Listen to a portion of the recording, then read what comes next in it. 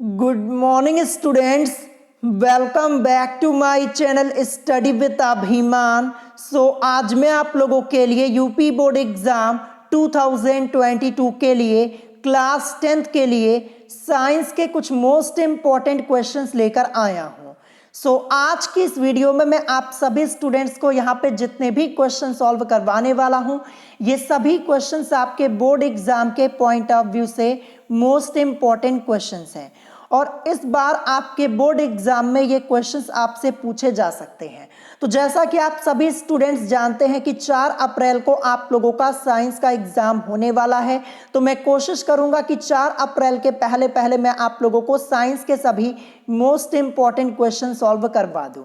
तो चलिए फिर आज की इस वीडियो को स्टार्ट करते हैं और देखते हैं आज का क्वेश्चन नंबर फर्स्ट यहाँ पे क्या दिया है। क्वेश्चन नंबर फर्स्ट आप लोगों को आपकी स्क्रीन के ऊपर दिख रहा होगा। यहाँ पे क्वेश्चन लिखा है कि एक विद्युत बल्ब पर 100 वॉट 200 वोल्ट लिखा है, इसे 200 वोल्ट मेंस से जोड़ने पर इसके प्रतिरोध तथा इसमें प्रवाहित होने वाली धारा की गणना कीजिए। और ये क्वेश्चन आपके बोर्ड एग्जाम में लगातार 5 बार पूछा जा चुका है, तो आप यहीं से अंदाजा लगा सकते हैं कि ये क्वेश्चन आपका कितना इंपॉर्टेंट है। तो चलिए फिर हम इस क्वेश्चन को सॉल्व करना स्टार्ट करते हैं। देखते हैं क्वेश्चन में हमें यहाँ पे क्या क्या चीजें पता है। तो देखिए सबसे पहले यहाँ पे लिखा है कि एक विद्युत बल्ब पर 100 वॉट 200 वोल्ट लिखा है। तो देखिए सबसे पहले हमें यहाँ पे विद्युत बल्ब की शक्ति का मान पता है, जिसकी वैल्यू हमें यहाँ पे 100 वॉट दी गई है। तो देखिए शक्ति को हम इंग्लिश में पावर बोलते हैं, शक्ति को हम लोग सामर्थ्य भी बोलते हैं। चाहे शक्ति बोलिए चाहे सामर्थ्य बोलिए, बात एक ही होगी। तो शक्ति की वैल्यू जिसको हम इंग्लिश में क्या बोलते हैं, पावर बोलते हैं, यानी P की वैल्यू हमें यहाँ पे कितनी दी गई है, P की वैल्यू यहाँ पे 100 वॉट दी गई है।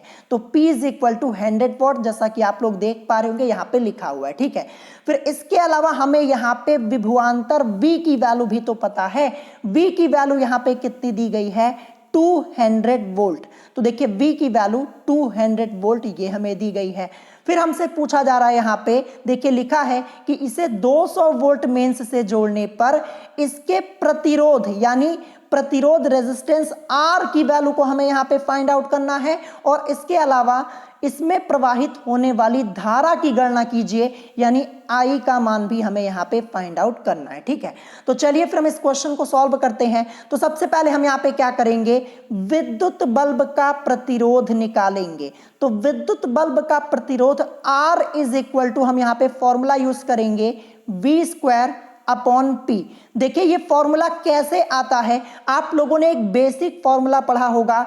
P is equal to formula होता है V² अपॉन R, ये बेसिक फॉर्मूला होता है। अब देखिए हमें यहाँ पे R यानी रेजिस्टेंस की वैल्यू को निकालना है, तो R को हम ले आएंगे आगे और R इज इक्वल टू हमें फॉर्मूला मिल जाएगा V² अपॉन P, यानी ये वाला जो फॉर्मूला है ये आपका इसी बेसिक फॉर्मूले की मदद से आया हुआ है। ठीक है, तो यहाँ पे देखिए R is equal to V² upon P, इसी फॉर्मूले का यूज करेंगे। अब देखिए V की वैल्यू हमें कितनी दी गई है, 200 वोल्ट यानी 200 वोल्ट।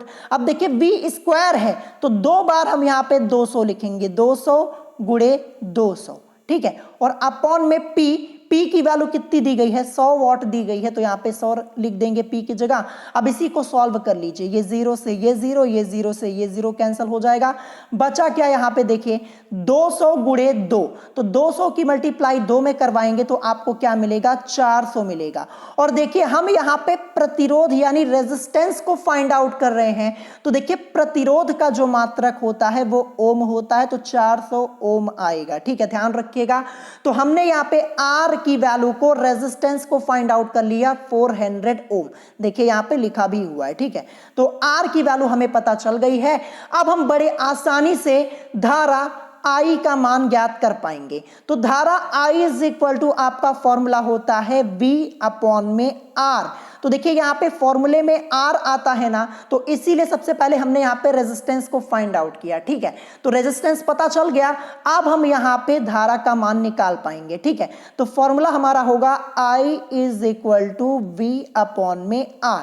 अब देखिए V की वैल्यू, देखिए यहाँ पे साफ साफ क्वेश्चन में लिखा हुआ है कि इसे 200 वोल्ट मेंस से जोड़ने पर, तो देखिए b की वैल्यू हमारी यहाँ पे 200 ही रहने वाली है, ध्यान रखिएगा। तो v की जगह क्या रखेंगे, 200 रखेंगे। फिर इसके बाद यहाँ पे r की वैल्यू अभी हमने निकाली 400 ओम, ये हमने निकाली तो 400 ये रख देंगे। अब इसको सॉल्व करेंगे, 0 से ये 0, ये 0 से ये 0 कैंसिल हो जाएगा, 2 1 जा 2 और ये आपका 2 2 जा 4, यानी मिला क्या हमें 1/2 मिला हुआ है। लेकिन अभी इसको हमें आगे सॉल्व करना होगा। तो देखिए एक में हम क्या करेंगे, 2 से डिवाइड करेंगे। अब एक तो यहाँ पे क्या है, छोटी संख्या है, तो क्या करेंगे, यहाँ पे सबसे पहले 0 लिखेंगे, पॉइंट लगाएंगे, तब जाके एक 0 यहाँ पे बढ़ेगा और 2 5 जा आपका यहाँ पे हो जाएगा 10, यानी हमें यहाँ पे क्या मिलेगा 0.5। और क्या निकाल रहे हैं हम, धारा को निकाल रहे हैं ना, तो धारा का मात्रक क्या होता है, एम्पियर होता है। तो शॉर्ट में यहां पे मैं लिख देता हूं एम्पियर, जैसा कि आप लोग देख पा रहे होंगे 0.5 एम्पियर, ये धारा आई का मान हमें पता चल गया और हमारा क्वेश्चन यहां पे सॉल्व हो चुका है। देखिए हमसे रेजिस्टेंस आर की वैल्यू पूछी गई थी, 400 ओम मिली और धारा आई का मान हमसे पूछा गया था जो कि 0.5 एम्पियर हमें मिल गया। तो आई होप आपको एक क्वेश्चन समझ में आ गया होगा। 1 से 2 बार आप लोग क्या कर लीजिएगा, प्रैक्टिस कर लीजिएगा इस टाइप के क्वेश्चन की। इस टाइप के क्वेश्चंस आप लोगों के एग्जाम में जरूर पूछे जाते हैं। यही क्वेश्चन आपके बोर्ड एग्जाम में 5 बार पूछा जा चुका है, जैसा कि आप लोग देख पा रहे होंगे। ठीक है, अब चलिए इसके बाद देखते हैं नेक्स्ट क्वेश्चन। क्वेश्चन नंबर 2 क्या दिया है। क्वेश्चन नंबर 2 यहाँ पे है कि मनुष्य की आंख के लिए निकट बिंदु तथा दूर बिंदु से क्या तात्पर्य है, स्वस्थ आंख के लिए इनकी स्थिति बताइए। ये क्वेश्चन आपके बोर्ड एग्जाम में 3 बार पूछा जा चुका है, जैसा कि आप लोग देख पा रहे होंगे 2015, 2017, 2018। तो चलिए फिर हम इस क्वेश्चन को सॉल्व करना स्टार्ट करते हैं। इसका आंसर हम यहाँ पे देखते हैं। तो देखिए सबसे पहले यहाँ पे पूछा क्या गया, देखिए निकट बिंदु के बारे में पूछा गया, दूर बिंदु के बारे में पूछा गया, फिर आपसे यहाँ पे स्थिति भी पूछी गई है, स्वस्थ आंख के लिए इनकी स्थिति भी आपको बतानी होगी। तो देखिए यहाँ पे सबसे पहले निकट बिंदु देखेंगे, आखिर ये निकट बिंदु होता क्या है। तो यहाँ पे लिखा हुआ है कि वह निकटतम बिंदु जिसे नेत्र अपनी अधिकतम समंजन क्षमता का उपयोग करके स्पष्ट देख सकता है, नेत्र का निकट बिंदु कहलाता है। देखिए आपसे यहाँ पे सबसे पहले निकट बिंदु के बारे में पूछा गया, तो आपको निकट बिंदु के बारे में पहले बताना होगा। तो यहाँ पे क्या लिखा है कि वह निकटतम बिंदु जिसे नेत्र अपनी अधिकतम समंजन क्षमता का उपयोग करके स्पष्ट देख सकता है, नेत्र का निकट बिंदु कहलाता है। फिर इसके बाद आगे यहाँ पे लिखा है कि इस बिंदु से नेत्र तक की दूरी को सुस्पष्ट दर्पण की अल्पतम दूरी कहते हैं। फिर इसके बाद यहाँ पे लिखा है स्वस्थ आंख के लिए निकट बिंदु की आंख से लगभग दूरी 25 सेंटीमीटर होती है। ये तो आप सब लोगों को पता होगा, ये क्वेश्चन तो मैंने आप लोगों को अभी कुछ दिन पहले बहुविकल्पीय प्रश्न में भी करवाया हुआ था। ठीक है, तो देखिए स्थिति भी तो पूछी गई थी, तो स्थिति ये लिखी हुई है। सबसे पहले ये जो निकट बिंदु की स्थिति है वो आपको यहाँ पे बताई जा रही है कि स्वस्थ आंख के लिए निकट बिंदु की आंख से लगभग दूरी 25 सेंटीमीटर होती है। ठीक है, तो निकट बिंदु के बारे में मैंने आपको यहाँ पे बता दिया, स्थिति भी बता दी। अब हम देखेंगे यहाँ पे दूर बिंदु।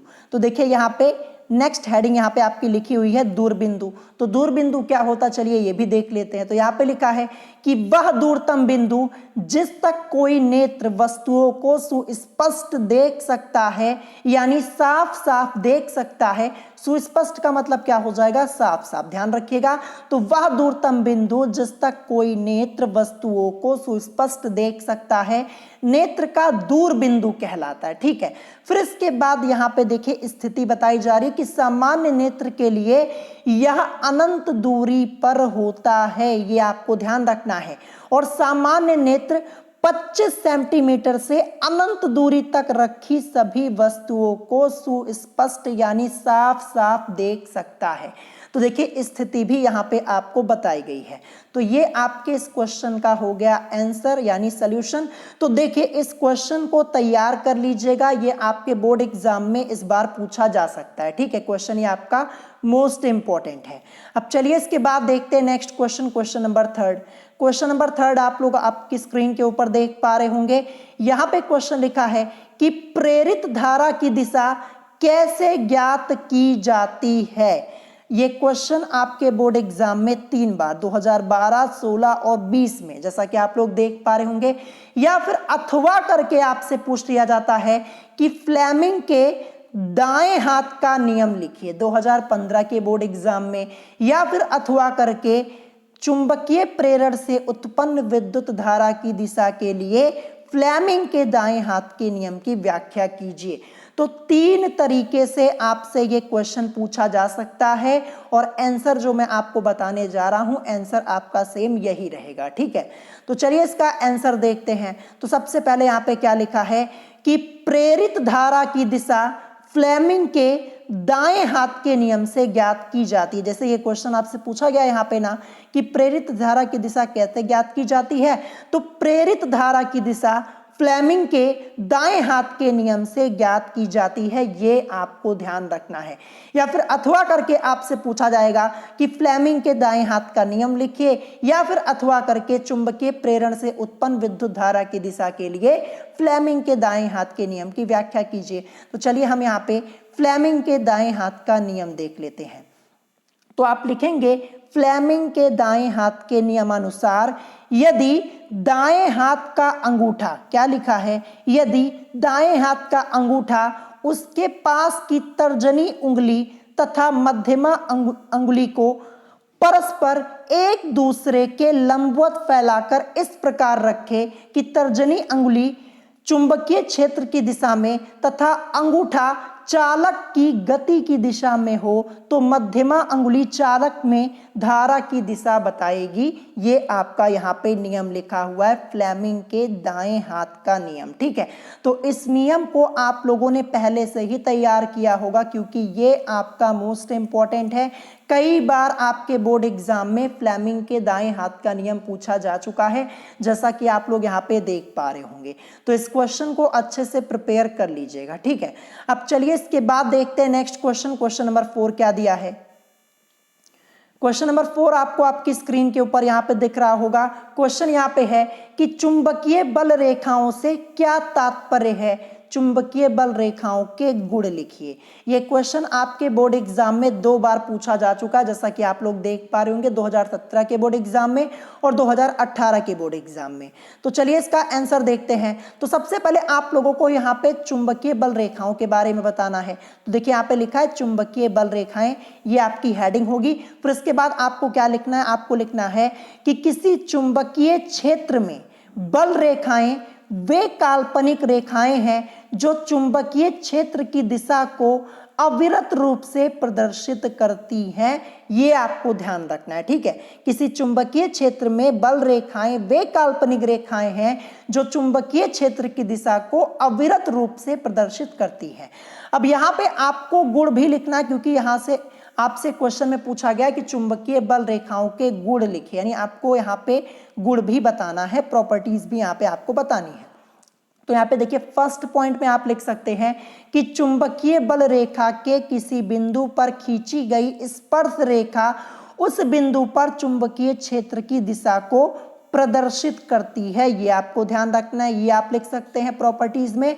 एंड सेकेंड पॉइंट आप यहाँ पे लिख सकते हैं कि चुंबकीय बल रेखाएं एक दूसरे को कभी नहीं काटती, क्योंकि एक बिंदु पर चुंबकीय क्षेत्र की 2 दिशाएं संभव नहीं है। तो ये दूसरा पॉइंट आपका हो जाएगा, जो आप यहाँ पे गुण लिखेंगे यानी प्रॉपर्टीज लिखेंगे। सो ये क्वेश्चन आपका इंपॉर्टेंट है, पढ़ लीजिएगा। छोटा सा आंसर है, एक बार पढ़ जरूर लीजिएगा, आपके एग्जाम में इस बार पूछा जा सकता है ये क्वेश्चन। अब चलिए इसके बाद देखते हैं आज का last question, question number 5। Question number 5 यहाँ पे है कि विद्युत शक्ति से क्या तात्पर्य है। फिर इसके बाद यहाँ पे आपसे पूछा गया इसका सूत्र विभवांतर V तथा धारा I के पदों में आपको बताना है। फिर इसके अलावा धारा I और प्रतिरोध R के पदों में इसका सूत्र बताना है। फिर इसके बाद आपको विभवांतर V तथा प्रतिरोध R के पदों में भी इसका सूत्र बताना है, ठीक है। यानी आपसे यहाँ पे सबसे पहले विद्युत शक्ति के बारे में पूछा गया, फिर आपसे यहाँ पे फॉर्मूले पूछ लिए गए। तो चलिए आंसर देखते हैं इसका क्या हो जाएगा। तो विद्युत शक्ति ये क्या होती है, तो यहाँ पे लिखा है कि किसी विद्युत परिपथ में विद्युत ऊर्जा के व्यय होने पर ठीक है, क्या लिखा है यहाँ पे, किसी विद्युत परिपथ में विद्युत ऊर्जा के व्यय होने पर समय दर को विद्युत शक्ति कहते हैं, ये आपको ध्यान रखना है। और इसे P से प्रदर्शित करते हैं, ठीक है, ध्यान रखिएगा, किससे, P से प्रदर्शित करते हैं, तथा इसका मात्रक वॉट है। अगर आपसे पूछा जाए कि विद्युत शक्ति का मात्रक क्या होता है तो आप बोलेंगे वॉट होता है। ये आपसे बहुविकल्पीय प्रश्न में पूछा जा सकता है या फिर अति लघु उत्तरीय प्रश्न में, ध्यान रखिएगा। अब देखिए, इसके बाद आपसे फॉर्मूला पूछा गया है। पहला क्या पूछा गया, विभवांतर V तथा धारा I के पदों में आपको यहां पे फॉर्मूला बताना है। तो देखिए, विभवांतर V तथा धारा I के पदों में फॉर्मूला क्या हो जाएगा, P इज इक्वल टू आपका फॉर्मूला हो जाएगा VI। ये आपको ध्यान रखना है। ये आपका यहाँ पे जो फर्स्ट वाला पार्ट है, इसका आंसर आपका हो जाएगा विभवांतर V तथा धारा I के पदों में formula P is equal to आपका क्या हो जाएगा, VI हो जाएगा, ध्यान रखिएगा। फिर इसके बाद सेकंड यहाँ पे आपसे पूछा गया धारा I और प्रतिरोध R के पदों में।